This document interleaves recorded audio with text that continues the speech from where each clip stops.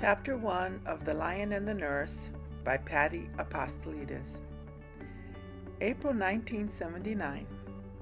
Truth exists, yet oftentimes we do not see it. Elusive, like a deer in hiding, it awaits, revealing itself only when the beholder stands still and is ready to accept it unconditionally. Such a moment of truth exposed itself on this spring afternoon to Cassiani, but was she ready for it? Cassiani stepped out onto the sunlit balcony carrying a bucket of dirty soap water in one hand and a wet mop in the other. Her mind was miles away at the University Hospital in Cleveland, Ohio, where she had worked the past 5 months as a registered nurse. Today, she would have been taking blood pressure readings at 7 o'clock in the morning or popping thermometers into patients' mouths. Alternatively, she would have been reading charts and administering medications. Instead, she was here on the Greek island of Kos, mopping Mrs. Lucas's upstairs apartment. A week ago, when she and her sister received a telephone call from the doctor at Kos Hospital telling them that her mother had experienced a heart attack, it had come as a shock. Athena, pregnant with her second child, could not come. Thus, Cassiani had rushed to get here, dropping everything she was doing, with no other thought but to nurse her mother. When she arrived 3 days ago, little did she know that today she would be cleaning and mopping Mrs. Lucas's house. Cassiani lifted the bucket and poured the soapy water over the side of the balcony, watching the water disappear down the slope of the lime-green hill below. Further observation revealed flecks of color among the hill, clusters of white cyclamen, bunches of daisies, and bright red poppies that swayed with each caress of the wind. She took a deep breath, enjoying the fresh mountain air. "This would be a good place to rest," she said aloud. 2 wooden chairs and a small square table sat on the balcony. She sank into one chair, plopping her slender legs up on the other chair, enjoying the sun-drenched panoramic view of Kos Island below. She could see far on this clear day, the whitewashed houses scattered here and there, the sandy beach of Tigaki with its salt lake, and in the horizon the small island of Serimos. Her gaze settled to her left, beyond the row of cypress trees that marked the property's boundary, on the winding road leading to the house. She remembered the walk she had with her mother years ago, down the very same road. It was dusty and half the width, suited more for pedestrians and donkeys than for cars. This morning her mother said, "You'll find the road paved now, so don't miss the way." It was done 2 years ago when Mrs. Lucas bought a new Mercedes. Cassiani glimpsed the dark shade of a lonely automobile driving up the road, but lost track of it just as quickly. Probably her imagination at work. Mrs. Lucas was napping downstairs and she wasn't expecting anyone. She yawned, rubbing her eyes, enjoying the feel of the warm sun on her face. Her eyes fluttered shut as she fell into a light sleep. Thud! Cassiani jumped up from her chair, knocking it over, her heart beating wildly. She anxiously peered through the balcony's glass door into the darkness of the apartment. Could it be that Mrs. Lucas had walked up the stairs looking for her and had slipped on the newly mopped floor? Then she caught sight of the man. His movements were slow and cautious, as if he had sensed another presence, her presence. "A burglar," she whispered. She quickly made the sign of the cross. "Dear Lord, have mercy on me." Lean and dressed in dark clothes, he headed purposefully towards her. Leo spied the young woman in the upstairs apartment. Was she an intruder? "What are you doing here?" he demanded. Just as he was about to reach the balcony, he slipped on the wet floor and landed on his back. At that very same moment, Cassiani sprinted past him and then slid on the wet floor, her arms flailing about her until she regained her momentum. In her haste to leave, she blindly ran into the luggage lined up at the door. She lost her balance and grabbed the door frame, managing to keep from falling. She shakily pulled the 2 large suitcases upright. Were these the cause of the sound she heard from the balcony?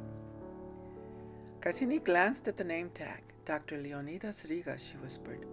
Why did the name sound familiar? Her eyes flew open. Oh no! The burglar was none other than the much-awaited nephew of Sula Lucas. How could it be? He was supposed to arrive tomorrow. Ashamed at her behavior, Cassiani turned around and stared at the fallen man. She inched her way towards him, careful not to slip on the wet floor. His eyes were shut, causing her alarm. She was relieved to see the faint movement of his chest rising and falling rhythmically. Yes, he was alive and undeniably handsome. His tanned face was lean, with a strong chin and a prominent straight nose. She bent down, ready to check his head for bumps, when his eyes fluttered open, staring upwards to gaze at the ceiling. She caught her breath when his eyes settled on her. Magnificently large in size, their golden hazel color, speckled with emerald and saffron, glowed like a cat's eyes. No, more like a lion's eyes, as if there was a fire brewing inside them. It was unnerving, the intent way he studied her. "Ouch," he said, touching the back of his head. Apparently satisfied with the result, he raised himself in a sitting position. He studied her once more. She could feel the warm rush of his breath against her face. Suddenly aware of how physically close he was to her, Cassini moved back, trembling. A minute ago, she was nursing a vulnerable, weak patient.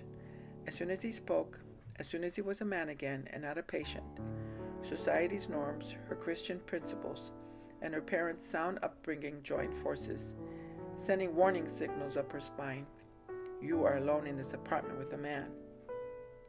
"Don't worry, I won't bite." His teasing voice was low and husky. She smiled. He smiled back. "What were you doing here?" I was," she said, very conscious of his stare. For some odd reason, she could not speak.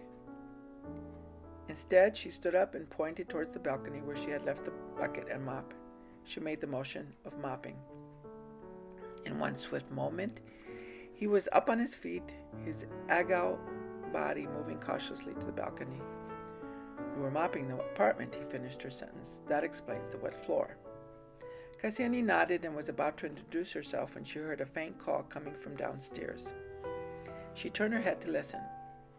"It's Mrs. Lucas. She's calling," she said. She ran towards the door, knocking the luggage over. "Wait!" Leo shouted. Cassini flew down the steps. This time there was no turning back. She sprinted through a large kitchen with the peppermint tea scent, across the narrow hallway with its paintings, and into the bedroom. She found Sula Lucas sitting upright in her bed, propped up by several large pillows, the pink satin robe covering her thin frame, meant for a much younger woman, captured the eye first before settling on her olive-skinned, wrinkled face. Her fluffy, white hair circled her head like a misplaced halo. Maybe it was the way her brown eyes, clouded and unfocused, looked up at Cassini, or it was a dazed look on her face as if she had seen a ghost. Whatever it was, something had caused her to call out. Cassini leaned over and touched her shoulder. "Mrs. Lucas, is everything all right?" she asked, feeling breathless. "I heard you calling." "What? Oh, yes," Sula muttered. Her hand fluttered over her eyes. "I had a dream, yes. A dream that Leo was here." "Actually, Leo did," Cassini began, and then stopped when she saw Leo standing there staring at her. She blushed. Leo strode to his aunt's bed. "Aunt Sula," he said. He bent down and kissed his aunt tenderly on the forehead, then eased his body on the edge of the bed. Sula's voice trembled with joy. She gripped his hand as if she were testing the reality of his presence. "So, you weren't really a dream after all. I thought I saw you in a dream that you had come."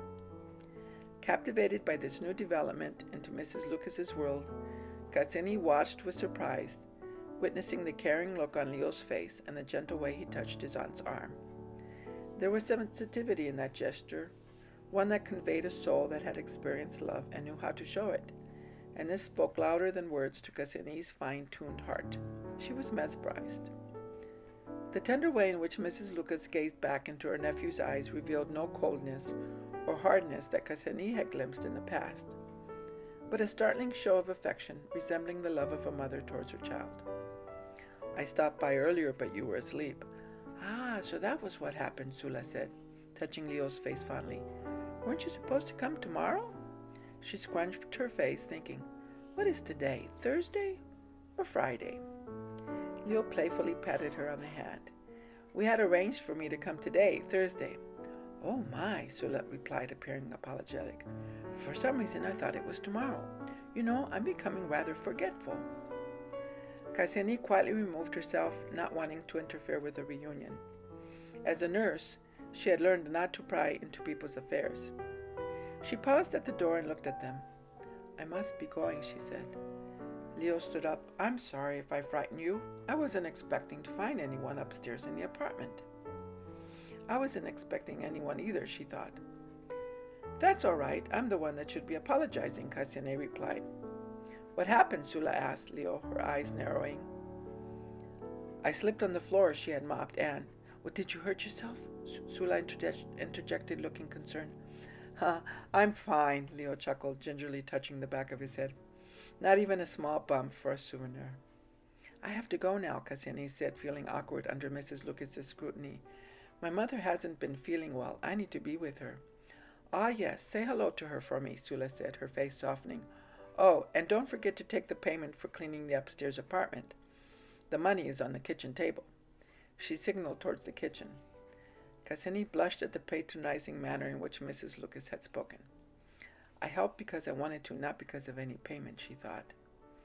Instead of replying, she fled from the room.